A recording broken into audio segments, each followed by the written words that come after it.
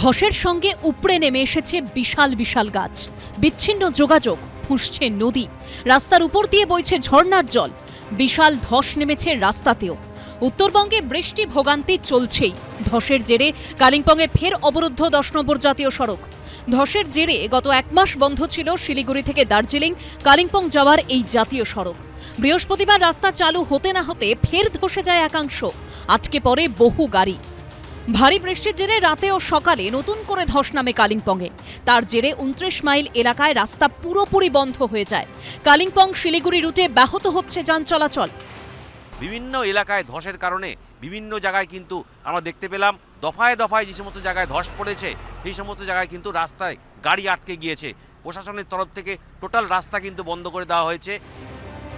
সিকিম যাওয়ার লাইফলাইন 10 নম্বর জাতীয় সড়ক। এই পরিস্থিতিতে লাভা এবং পনবু হয়ে ঘুরপথে চলছে যাতায়াত। এরই মধ্যে চোখ রাঙাচ্ছে ঘূর্ণাবর্ত ও নিম্নচাপ অক্ষরেখার জোড়া ফলা। তার জেরে এদিনও রাজ্যের বিভিন্ন জেলায় বৃষ্টি হয়।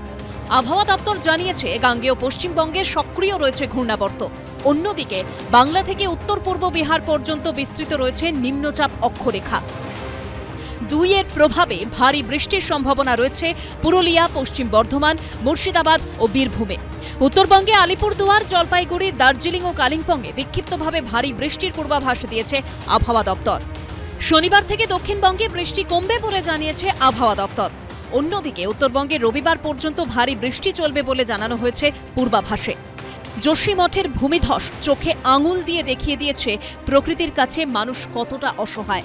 গত বছর লোনাক হ্রদ ফেটে তিস্তায় বিপর্যয়ের স্মৃতি এখনও টাটকা। সম্প্রতি বিপর্যয়ের মুখে পড়েছে ভগবানের আপন দেশ কেরল। প্রতি মুহূর্তে লাফিয়ে লাফিয়ে বাড়ছে মৃতের সংখ্যা। ফের বিপর্যস্ত উত্তরাখণ্ড, হিমাচল। তাহলে কতটা নিরাপদ দার্জিলিং, কালিম্পং এবং কার্শিয়াং? কেন বারবার ধস নামছে পাহাড়ে? পাহাড়ি এলাকায় লাগামহীন অবৈধ নির্মাণে কি বাড়াচ্ছে বিপদ? এমন পরিস্থিতিতে বড় হয়ে উঠছে এই সব প্রশ্ন। প্রবল বৃষ্টিতে ধস নেমেছে উত্তর সিকিমেও। গ্যাংটক থেকে 73 কিলোমিটার দূরে সিকিমের নাগা গ্রামে ভেঙে পড়েছে বেশ কিছু বাড়ি, ধসে গিয়েছে রাস্তা। প্রশাসন সূত্রে খবর, ইতিমধ্যেই 300 পরিবারকে নিরাপদ স্থানে সরানো হয়েছে। উমেশ তামাং, রাজা চট্টোপাধ্যায় ও অরিত্রিক ভট্টাচার্যের রিপোর্ট, এবিপি আনন্দ।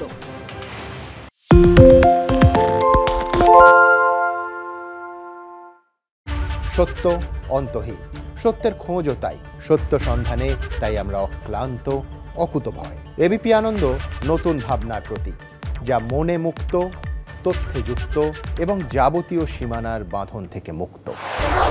সীমা না শব্দটির মধ্যে লুকিয়ে আছে মানা শব্দটি, যেন চোখ রাঙানি এক অদৃশ্য বেড়াজাল, যা আটকে রাখে আমাদের এক ছোট্ট গণ্ডির মধ্যে।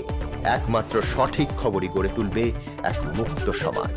সেই জগৎ গড়ার লক্ষ্যে কোনো সীমানার ঠুকুটি আমরা মানব না। এবিপি আনন্দ এগিয়ে থাকে, এগিয়ে রাখে।